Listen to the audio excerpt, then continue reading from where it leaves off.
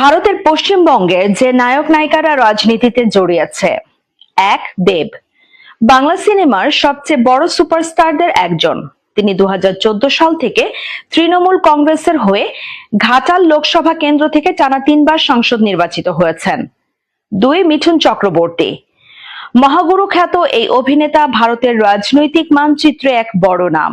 তিনি প্রথমে তৃণমূলের হয়ে রাজ্যসভার সাংসদ হয়েছিলেন। পরবর্তীতে তিনি বিজেপিতে যোগ দেন এবং দলটির অন্যতম প্রধান তারকা প্রচারক হিসেবে কাজ করছেন। 3, সোহম চক্রবর্তী বাংলা সিনেমার এই জনপ্রিয় নায়ক তৃণমূল কংগ্রেসের যুব শাখার সহ সভাপতি এবং 2021 সালের বিধানসভা নির্বাচনে চণ্ডীপুর আসন থেকে বিধায়ক নির্বাচিত হন। 4, হিরণ চ্যাটার্জি বিজেপির টিকিটে খড়গপুর সদর আসন থেকে বিধায়ক নির্বাচিত হন।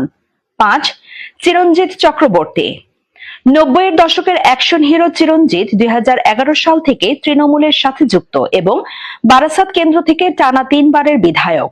6, বনি সেনগুপ্ত টলিউডের এই তরুণ অভিনেতাও 2021 সালের নির্বাচনের আগে বিজেপিতে যোগ দিয়েছিলেন।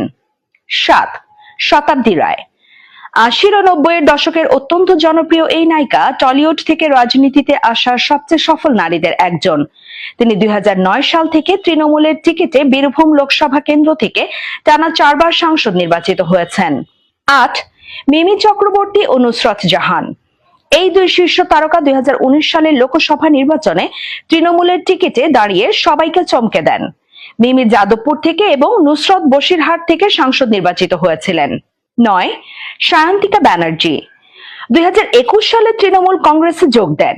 নির্বাচনে কয়েকবার অল্প ব্যবধানে হারলেও 2024 সালের উপনির্বাচনে বরানগর আসন থেকে তিনি বিধায়ক নির্বাচিত হন।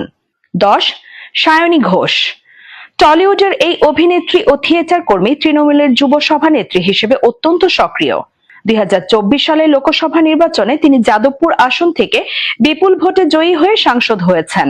11, শ্রাবন্তী চ্যাটার্জি ও পায়েল সরকার এই 2 তারকা অভিনেত্রী 2021 সালের বিধানসভা নির্বাচনের ঠিক আগে বিজেপিতে যোগ দিয়ে নির্বাচনে প্রতিদ্বন্দ্বিতা করেছিলেন, যদিও পরে শ্রাবন্তী দল ছাড়ার ঘোষণা দেন।